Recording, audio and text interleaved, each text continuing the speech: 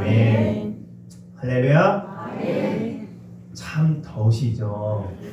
그래도 뉴스를 보니까 우리 상주는 다른 도시에 비해서 참 복받은 도시구나라는 생각이 계속 들더라고요. 저도 살면서 참 좋은 곳에 와서 하나님도 저를 이렇게 좋은 곳에 보내주셨구나라는 사실을 감사하면서 이 더위를 지금 보내고 있습니다.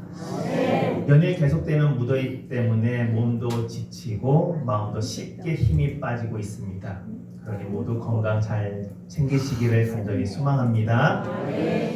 이럴 때 잠깐이라도 시원한 소나기가 내려서 더위를 식혀주기를 기다리는 것처럼 오늘 이 거룩한 주일 아침에 우리의 신랑 되시는 예수님을 예배드리기 위하여 이 자리에 오신 여러분의 마음 안에도 하늘의 성령님의 은혜가 시원한 단비처럼 내려서 지친 마음에 새 힘을 얻고 또한 하늘의 위로가 가득하시기를 주의 이름으로 축복합니다. 아멘. 우리가 지난주에 보았던 말씀을 잠깐 먼저 살펴보겠습니다. 복음이 온 세상에 퍼져나가는 교회의 시대를 살펴보았습니다. 하나님께서는 예루살렘에만 머물러 있으려 했던 그 성도들을 환난을 통해서 온 곳으로 흩어보내셨습니다. 이 세상적인 눈으로 보았을 때 그냥 그런 과정을 바라보면 참 이해가 되지 않는 거지만 하나님께서는 그 어려움까지도 사용하셔서 흩어진 성도들이 가는 곳마다 복음을 전하게 하셨다는 사실. 그래서 예루살렘에만 머물러 있었던 그 복음이 그 사마리아 집안을 넘어 그냥 온 세상으로 퍼져나갔다는 사실을 지난주에 우리가 살펴보았습니다. 하나님께서는 우리에게 있던 그 고난, 우리가 피하고 싶은 그 시험, 그것도 하나님께서는 선하게 사용하실 줄로 믿습니다. 그런데 놀라운 것은 이 모든 일이 하나님께서 이미 오래전에 에스겔 선지자를 통해서 미리 가르쳐 주셨다는 내용입니다. 에스겔은 선정 문지방에서 작은 물줄기가 흘러나오는 환상을 보았습니다. 처음엔 너무나도 미비한 물이었지만 조금씩 흘러가면서 그 물이 커지고 그리고 시냇물이 되고 마침내 사람이 건널 수 없는 강이 되고 말았습니다. 그 강이 흘러서 어디로 흘러가느냐? 바로 죽어있던 사해바다에 흘러가게 됩니다. 그러자 놀라운 일이 기적이 일어납니다. 다시 물고기가 살아나고 나무가 자라며 그 안에 생명력이 넘치게 된 것입니다. 즉 하나님께서는 우리에게 생명을 주신다는 분이라는 사실을 분명하게 성경은 가르치고 있습니다. 저와 여러분이 이미 그 은혜를 받은 사람인 줄로 믿습니다. 근데 이 은혜가 한마디로 이 복음이 우리나라에 어떻게 흘러왔는지 짧게 살펴보았습니다. 그냥 복음이 우리나라에 갑자기 생긴 게 아니라는 것입니다. 믿음의 선배들이 눈물로 기도했고 복음을 전하기 위해서 많은 헌신을 하셨다는 것입니다. 어떤 분들은 핍박을 받았고 어떤 분들은 목숨까지 바쳤던 것입니다. 그렇게 흘러왔던 복음이 이 땅 상주 낙동까지 전해졌던 것이고 지금 우리가 예수를 믿고 예배드릴 수 있는 모든 환경이 됐다라는 것입니다. 그렇기 때문에 우리 모두가 항상 기억해야 할 것은 우리 모두가 믿음의 빚진 자라는 사실입니다. 사랑하는 성도 여러분, 하나님의 은혜만 받는 거에 감사하지 마시고 정말 내가 누군가의 믿음의 헌신으로 인해서 누군가의 눈물과 기도로 내가 이 자리에서 예배하고 있다는 사실을 감사할 수 있어야 합니다. 또 중요한 것은 그 사명이 여러분의 손에 쥐어져 있다는 것입니다. 믿음을 이어갈 사명. 그래서 우리는 자녀들에게 우리 손주들에게 이 지역과 또한 우리 교회가 다음 세대에게 믿음을 전하라는 우리는 부르심을 받은 존재입니다. 아멘. 그렇다면 여러분 방금 찬양한 것처럼 나가세 어떻게 나가셨습니까? 승리하셨습니까? 아멘. 아멘. 할렐루야. 그런데 하나님께서는 그냥 내보내지 않습니다. 여러분의 손에 바로 기도라는 큰 무기를 주셨다는 것입니다. 우리가 젊었을 때처럼 힘차게 나가서 전하기 힘들겠지만은 몸이 예전 같지 않지만 기도는 누구나 할 수 있다는 것입니다. 무릎을 꿇었던 그 기도는 나이가 들어도 할 수 있다는 것. 그리고 하나님께서는 그 기도를 더 기뻐 받아주신다는 사실입니다. 그러니 다시 한번 말씀을 드리겠습니다. 우리는 늙어서 아무것도 못하는 사람이 아니라 우리는 기도로 교회를 세우고 또한 자녀와 손주를 살릴 수 있는 하나님의 기도의 일꾼인 줄로 믿습니다. 아멘. 그래서 늘 언제나 기도로 승리하시는 우리 복된 교회 복된 성도님 되시기를 주의 이름으로 축복합니다. 기도로 승리하셨죠? 네. 그냥 웃지요. 오늘은 우리가 이 구원의 역사 15번째 이야기를 하려고 합니다. 근데 다음 주가 마지막 순서입니다. 그런데 이 오늘 이야기는 어찌 보면 여러분들이 겁을 낼 수도 있겠지만 사실 이것은 겁이 아니라 소망의 이야기입니다. 바로 종말의 시대입니다. 종말이란 단어를 딱 처음 들으면 세상 사람들은 일단 겁을 먼저 내게 됩니다. 갑자기 세상이 사라진다고? 무서운 일이 일어나는 거 아니야? 이런 생각을 하게 되는데 성경에 말하는 종말은 그런 뜻만 있는 것이 아니라는 것입니다. 예수를 믿는 우리에게 종말은 두려움이 아니라 바로 소망이 된다는 사실입니다. 우리의 신랑 되신 예수님께서 우리를 다시 만나기 위해서 이 땅에 다시 내려오는 그날이기 때문입니다. 예수님이 2000년 전에 이 땅에 처음으로 오셨을 때 그리고 십자가에서 우리 죄를 대신 지고 돌아가셨고 또한 사흘 만에 다시 살아나셨을 때 그때부터 하나님의 나라는 이미 시작되었습니다. 그런데 중요한 것은 그 시작이 아직 완전히 이루어지지 않았다라는 것입니다. 그래서 예수님께서 다시 오시는 날 우리에게 있어서 그 두려움이 됐던 죽음과 죄, 눈물과 질병 그 모두가 끝나게 되는 것이고 그때서야 하나님 나라가 완전히 세워지는 것입니다. 그러니 우리에게 얼마나 감사한 일이겠습니까?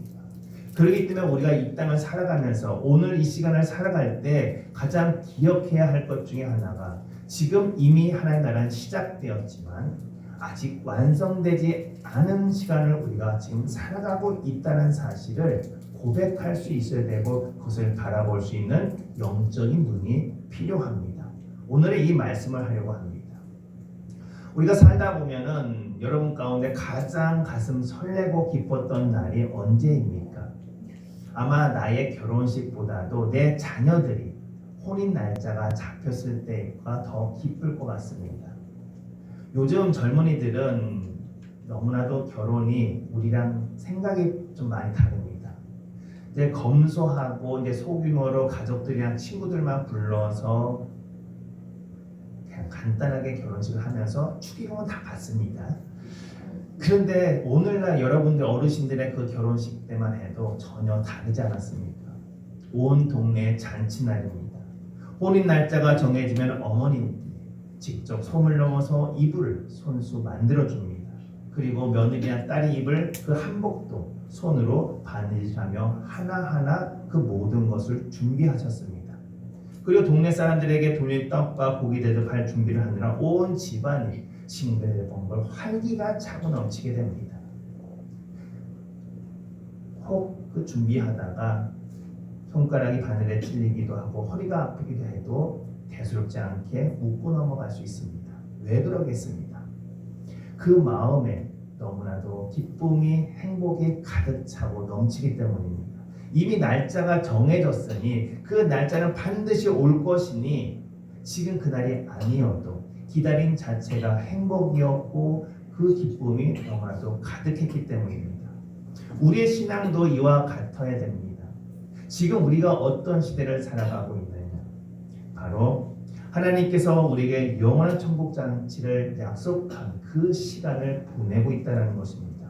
그 약속은 절대로 변하지 않기 때문에 성경이 말씀하는 이 종말의 시대는 바로 이 잔칫날 날짜를 가둬둔 복된 신부의 상태와 같다라는 것입니다.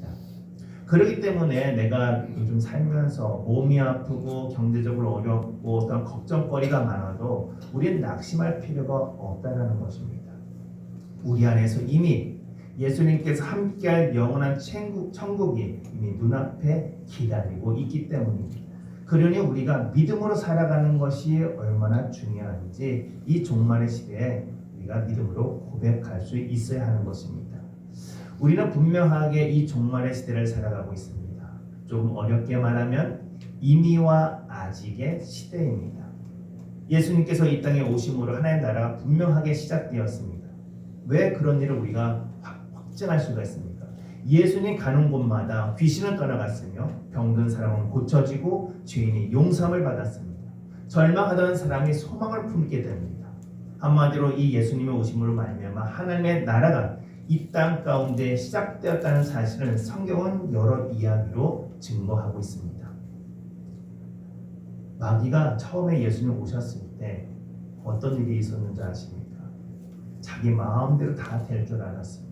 사람들을 유혹해서 십자가에 죽으면 이 세상이 다 내 거라고 생각했었습니다. 그런데 하나님 예수님께서 십자가에서 다 이루었다 그 말하는 순간 마귀는 결정적으로 패배하게 됩니다. 마귀의 힘은 완전히 사라진 것이 아니었지만 이미 승패는 결정났다는 사실입니다.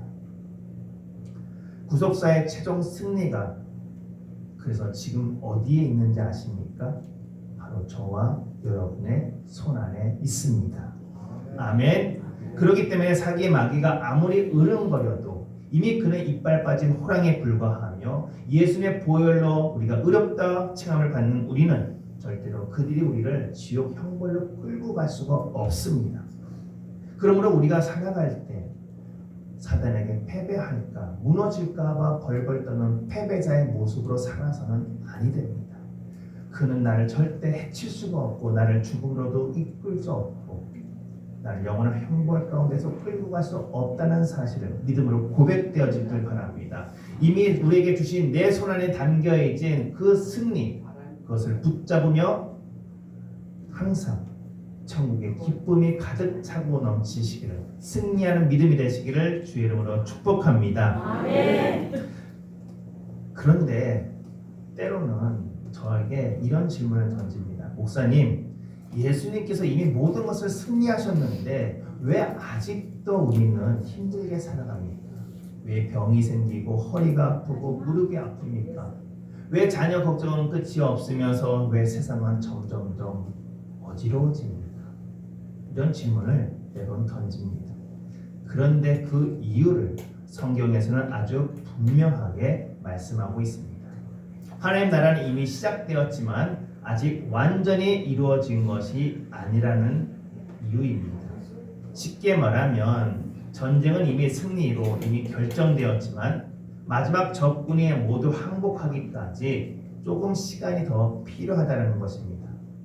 그렇기 때문에 예수님께서 다시 오실 그날까지는 이 땅 가운데 죄가 남아있고 질병과 눈물도 남아있습니다. 또한 우리는 늙어가면서 사랑하는 사람들과 이별을 하곤 합니다. 그리고 세상도 여전히 질투와 전쟁과 다툼이 끊이지 않습니다. 그런데 분명한 것을 그것을 바라보면서 하나님이 나를 버리셨기 때문에 내가 이 고통 가운데 있구나라고 생각하지 않아야 한다는 것입니다.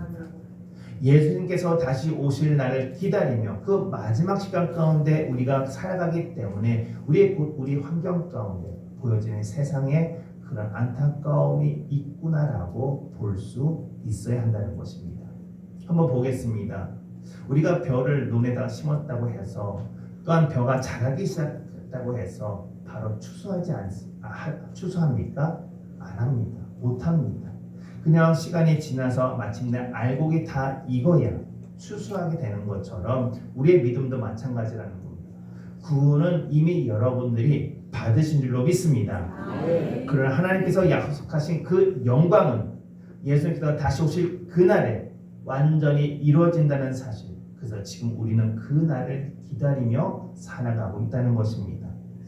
그런데 우리가 무작정 기다린다면 분명히 성경에서 그 날이 아무도 모른다고 이야기합니다. 오직 하나님만 아신다고 합니다. 분명히 오긴 올 텐데 그 날짜를 모르니 우리의 마음은 때로는 답답하기도 합니다. 그래서 예수님께서 그 종말의 시대에서 우리에게 힌트를 몇 가지 알려주셨습니다.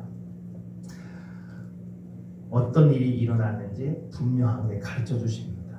난리와 전쟁의 소문이 들릴 것이고 나라와 나라가 싸울 것이고 곳곳에 기근과 지진이 일어나며 불법이 많아집니다. 그리고 무엇보다도 많은 사람의 사랑이 식어진다라고 말씀합니다. 요즘 세상을 보면은 이 말씀이 더욱더 우리 마음 가운데 와닿습니다. 예전에는 정말 이웃사촌이라는 단어가 정말 너무나도 좋았습니다. 멀리 떨어져 있는 가족 친척들보다도 내 곁에서 살아가는 이웃사촌, 이것이 훨씬 더 중요했습니다. 서로 반찬을 나눠주고 어려운 일이 있으면 조금만 해도 서로 함께 도와줬습니다. 그런데 언젠가부터 사람들의 마음 가운데 점점 더 메마름이 옵니다. 경제적으로는 더욱더 잘 사는 것 같은데 왜 우리의 마음은 더 메마라질까? 그리고 뉴스를 보면 안타까운 일들이 더 많아집니다. 부모와 자식이 서로 상처를 줍니다. 서로 사랑하지 못하고 믿지 못하고 사랑보다도 미움을 앞서며 때로는 버리는 모습까지도 보여집니다. 이처럼 우리들의 마음이 점점점 차가워지고 있다는 현실입니다. 그리고 무엇보다도 거짓된 가르침도 많아집니다. 성경대로 가르치지 않는 사람들이 이제는 양지로 나와서 떳떳하게 거짓 복음을 전하고 있습니다. 사람을 속이고 돈을 속이고 그들의 영혼을 미혹하는 일이 이제는 그들은 두려워하지 않는 것처럼 보입니다. 그래서 우리가 어떻게 살아가야 합니까? 더욱더 말씀을 가까이 해야 합니다. 분별할 수 있는 영을 달라고 기도해야 하는 겁니다. 근데 이런 일들이 왜 더 많이 계속 일어날까? 성경은 그 이유를 분명하게 가르쳐 줍니다. 마귀가 자기에게 남은 시간이 많지 않다는 것을 알고 있다라고 이야기합니다. 그래서 마지막까지 어떻게 하면 한 사람이라도 넘어뜨리려고 했습니다. 우리들의 믿음을 잃게 하려고 또 기도를 쉬게 만들려고 예배를 소홀히 하게 만들어서 우리가 주님을 바라보는 것이 아니라 세상을 보면서 낙심하게 만드는 것이 바로 마귀가 한다는 것입니다. 그렇기 때문에 우리가 구속사에 안경을 쓰는 것이 너무나도 중요하다는 것입니다. 사랑하는 성도 여러분, 뉴스에서 가끔가다 멧돼지 내려와서 포수가 총을 맞은 그 멧돼지의 모습 보셨을 겁니다. 평상시엔 가만히 있다가 자기가 해코지를 당하는 순간 정말 감당할 수 없는 난리를 칩니다. 이리저리 날뛰는 모습은 훨씬 더 위험한 모습입니다. 마귀도 마찬가지라는 것입니다. 이미 패배하고 이미 예수께 졌다는 사실을 그들은 압니다. 그래서 어떻게 하면 성도들을 넘어뜨리려고 발버둥을 치고 있다는 것입니다. 근데 그것을 바라보면서 우리는 어떤 모습, 어떤 생각을 품고 계십니까? 두려우십니까? 아닙니다. 두려워할 필요가 없다는 겁니다. 하지만 분명한 것은 방심해서는 안 된다는 것입니다. 언제 어떻게 우리가 넘어질까? 우리가 예수 그리스도를 믿음으로 말미암아 믿음을 가졌는데 선물로 받았는데 정말 우리가 말씀으로 분별하지 못하고 말씀으로 온전한 믿음으로 따라가지 못한다면 내가 스스로 믿는다고 하면서도 우리가 잘못하면 우리 스스로 넘어질 수 있다는 것을 방심해야 한다는 것입니다. 그래서 예수님께서는 우리에게 이 두려움보다는 너희들 마음 가운데 이 약속을 붙잡으라고 약속을 이야기합니다. 바로 끝까지 견디는 자가 구원을 얻으리라. 아멘. 근데 이 말씀은요, 너희들이 끝까지 버티면 겨우 구원을 받는다는 이야기가 아닙니다. 참으로 예수를 믿는 사람은 끝까지 그 믿음을 지켜주겠다는 주님의 약속입니다. 사랑하는 성도 여러분, 우리가 예수를 붙잡았다라고 생각하지 마십시오. 하나님이 우리를 사랑해서 믿음을 주시고 우리를 붙잡은 것도 그 하나님의 신실하신 강한 오른손일 줄로 믿습니다. 아멘. 그렇기 때문에 우리의 믿음을 지켜주는 것, 끝까지 견딜 수 있는 것은 하나님께서 우리를 붙잡아 주셨기 때문입니다. 그렇기 때문에 우리가 희망을 잃지 않을 수 있다는 것입니다. 우리가 이것을 바라봐야 됩니다. 우리의 믿음으로 주님을 붙잡았다면 우리는 언젠가 반드시 넘어질 수밖에 없는 연약한 존재이지만 하나님의 그 신실하신 그 사랑으로 우리를 붙잡아 주고 계시니 강한 손으로 붙잡고 계시니 우리의 믿음이 끝까지 견딜 수 있게 된 것입니다. 그러기에 분명한 것은 우리의 인생은 지금 어디로 가고 있는지 기억하십시오. 우리의 인생이 끝을 향해서 가는 것이 아닙니다. 바로 끝이 아니라 예수 믿는 사람은 영원한 천국을 향해서 나아가고 있다는 사실을 기억하십시오. 마지막까지 우리에게 주신 이 믿음을 붙들기를 간절히 소망합니다. 몸이 아프다고 믿음을 포기하지 마시고, 나이가 많다라고 낙심하지 마시며, 기도가 늦게 응답한다라고 실망하지 마십시오. 하나님은 그럼에도 불구하고 지금도 우리를 붙들고 계십니다. 또한 우리에게 있던 고난과 시험 영원한 것이 아닙니다. 지금 여러분의 눈물과 고통, 병 또한 영원하지 않습니다. 하나님께서 다시 오시면 그 모든 것이 새로워진다라고 약속해 주셨습니다. 성경은 그래서 우리에게 새 하늘과 새 땅을 우리에게 이미 약속 주셨다라고 이야기합니다. 영원한 기쁨만 지금 이 땅 가운데, 우리 마음 가운데 천국의 복음만 가득 차고 넘치기를 간절히 소망합니다. 그러니 오늘 힘들어도 절대 소망을 포기하지 마시고, 지금 눈물이 난다고 해도 그 믿음을 절대 포기하지 않기를 간절히 소망합니다. 우리에게 준비하신 그 천국을 바라볼 수 있는 영적인 구속의 안경을 쓰시기를 간절히 소망합니다. 그리고 화면에 보이는 사도행전 1장 8절의 말씀을 우리 다 함께 봉독하겠습니다. 시작. 또한 너희가 이 시기를 알거니와 자다가 깰 때에 벌써 되었으니 이는 이제 우리의 구원이 처음 믿을 때보다 가까웠음이라. 밤이 깊고 낮이 가까웠으니 그러므로 우리가 어둠의 일을 벗고 빛의 갑옷을 입자. 아멘. 사도 바울은 우리에게 중요한 말씀을 하고 있습니다. 너희가 이 시기, 날짜가 아니라 이 시기를 알지 않느냐.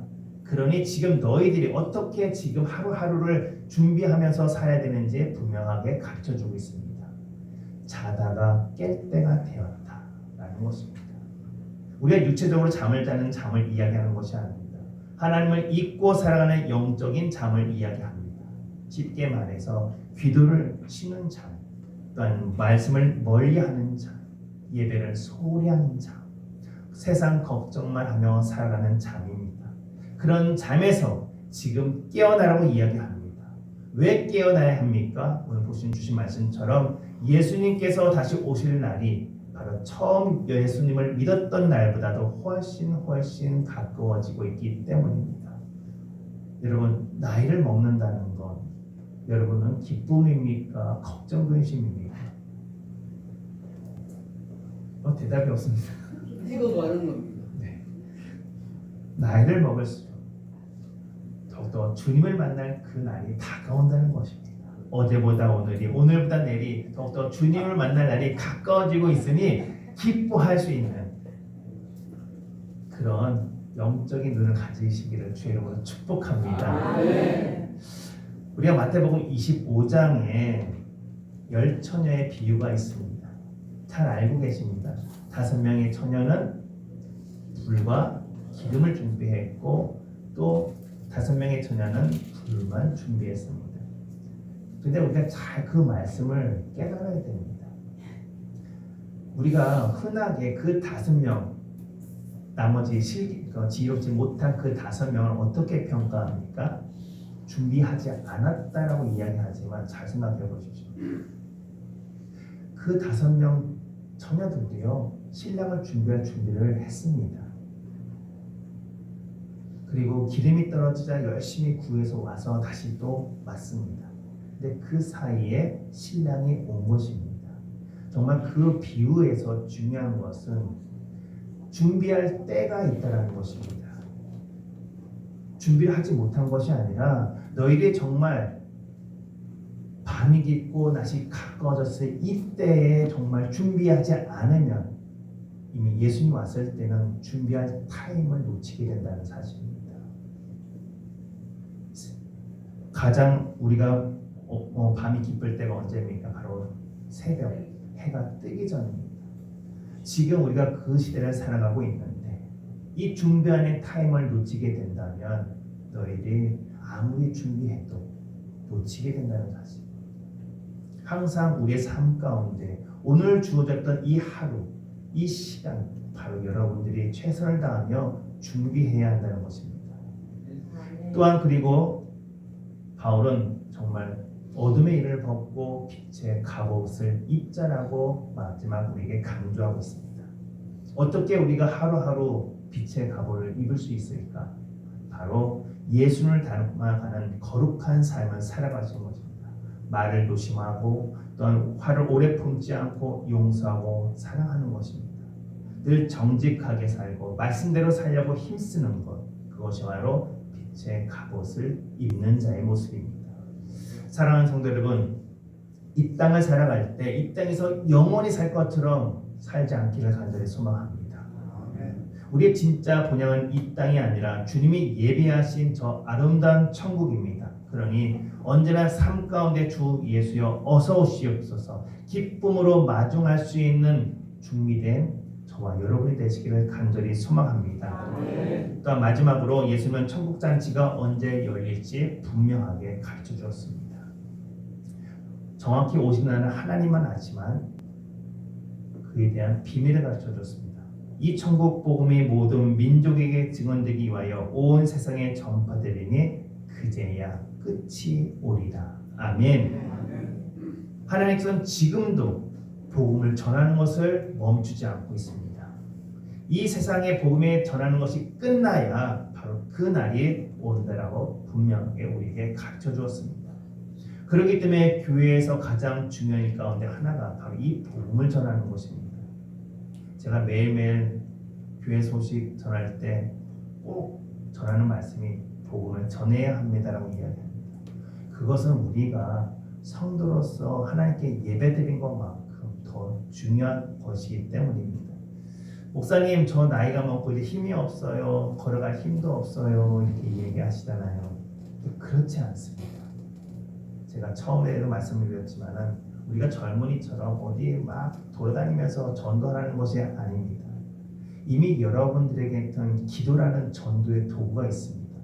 그건 언제 어디서나 나이가 많아도 할 수 있다는 사실입니다.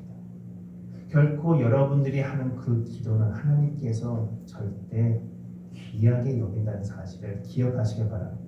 여러분의 기도 한마디가 여러분의 자녀와 손주 이름 한 명 한 명 이름을 부르면서 기도하는 것이 하나님이 정말 그 영을 살리는 일이라는 것입니다. 사랑하는 성도 여러분, 나는 하나님께서 가장 크게 일하시는 기도의 통로이다. 이것을 우리가 믿음으로 함께 고백하기를 간절히 소망합니다. 사랑하는 성도 여러분, 우리는 이 아직과 이민 시대에 살고 있습니다. 이미 우리가 분명하게 기억해야 할 것은 십자가 부활로 이미 주님께서는 승리하셨고 우리의 구원은 흔들리지 않아야 합니다. 우리가 예수님께서 다시 오실 그날에 이 최종 승리가 확정되니 그날까지 낙심하지 마시고 세상의 유혹에 흔들리지 마시고 주님만 바라보면서 주님이 우리에게 주신 그 약속을 품고 살아가기를 간절히 소망합니다. 우리는 패배자가 아님을 기억하시고 이미 우리는 승리자임을 감사하면서 주님을 바라보면서 살아가시기를 축복합니다. 우리 모두가 기쁨으로 주 예수여 어서 오시옵소서 늘 언제나 매일매일 삶 가운데 여러분의 삶의 자리에서 고백되어지기를 간절히 소망합니다. 영원한 천국을 바라보면서 날마다 감사하시고 날마다 기도하시고 날마다 찬송하는 믿음으로 살아가시는 복된 교회 복된 성도 되시기를 주의 이름으로 축복합니다. 기도하겠습니다. 신실하신 아버지 하나님, 십자가의 대속을 통해서 사단마귀의 권세를 깨뜨리시고 이미 우리에게 구원의 승리를 허락해 주시니 감사합니다. 최종 완성에 아직의 시간을 지나며 우리의 육신은 비록 쇠약해지고 낮아진 삶의 자리에 있을지라도 혼인 날짜를 받아두고 자식의 새 옷을 준비하였던 믿음의 선조들처럼 날마다 회개와 기도로 천국 세옥을 아름답게 단장하게 하여 주옵소서. 예수의 이름으로 감사